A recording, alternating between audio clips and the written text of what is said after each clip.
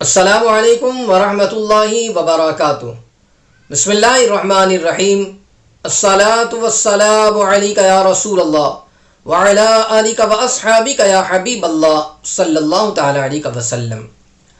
ناظرین محترم، اللہ تبارک و تعالی نے اگر مال عطا فرمایا ہے، دولت ہے، بندہ مالک نصاب ہے، تو اب قربانی کے ایام میں اللہ رب العزت کی رضا کی خاطر جانور کو ذبح کریں، قربان کریں، اور یہ عمل اللہ رب العزت کو بہت پسند ہے۔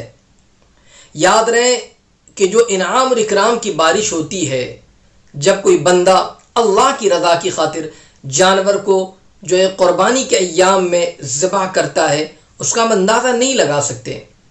آئیے آج اسی کے حوالے سے کچھ باتیں ہم جانتے ہیں کہ اللہ رب العزت جو انعام عطا فرماتا ہے، جو نیکیاں عطا فرماتا ہے، وہ کتنی نیکیاں ہوں گی یہ تو اللہ بہتر جانتا ہے، مگر حدیث رسول صلی اللہ علیہ وسلم کی روشنی میں آپ سماعت فرمائیں۔ مگر اس سے پہلے میں گزارش کروں گا کہ اگر آپ نے ابھی تک ہمارے چینل کو سبسکرائب نہیں کیا تو آپ ابھی ہمارے چینل کو سبسکرائب کر دیں اور بیل بٹن دبانا نہ بھولیں، تاکہ ہماری آنے والی ہر نئی اسلامی اور روحانی ویڈیو کی نوٹیفیکیشن سب سے پہلے آپ تک پہنچے۔ تو ناظرین محترم، اللہ رب العزت نے اگر مال و زر عطا فرمایا ہے تو یاد رہے قربانی کے ایام میں ضرور ضرور جانور خرید کر اس کو راہ خدا میں ذبح کریں، اللہ کی رضا کی خاطر ذبح کریں۔ اور جب بندہ اللہ تبارک و تعالیٰ کی رضا کی خاطر جانور کو ذبح کرتا ہے تو یاد رہے حدیث رسول صلی اللہ علیہ وسلم کا مفہوم ہے۔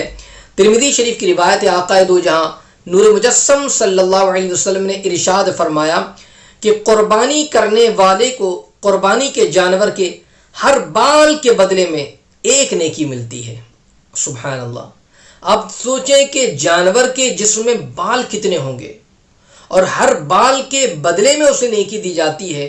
حدیث رسول کا مفہوم ہے، آپ اسی سے اندازہ لگائیے کہ پورے جسم بھر میں کتنے بال ہوں گے، اور اس بندے کو جو اللہ رب العزت کی رضا کی خاطر جس نے جانور کو ذبح کیا ہے اور جس نے سنت ابراہیمی پر عمل کیا ہے، سوچے اس کو کتنی نیکیاں مل گئی ہوں گی جس کا اندازہ کوئی نہیں لگا سکتا۔